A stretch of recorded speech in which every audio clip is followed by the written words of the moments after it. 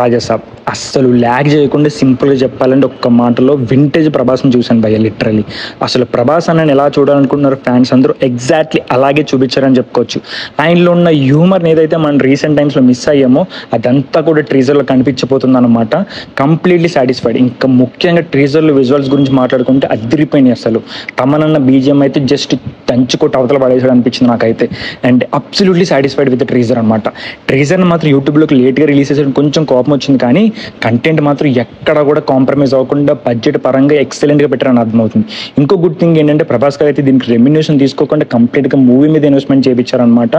And that was a very good thing అని చెప్పుకోవచ్చు. And ముఖ్యంగా అసలు ప్రభాస్ అనే లుక్స్ చూస్తుంటే ప్రతిదీ వేరే లెవెల్ ఉన్నాయి అసలు. అండ్ కంప్లీట్గా ఒక హర్రర్ కామెడీలో ఇలాంటి ఒక పెద్ద హీరో చేయడం అనేది వేరే లెవెల్ అని చెప్పుకోవచ్చు. నేనైతే ఫుల్గా సాటిస్ఫై అయిపోయాను. అండ్ మీకు ఎలా అనిపించిందో కింద కామెంట్ చేసేయండి. So that's it for video. See you.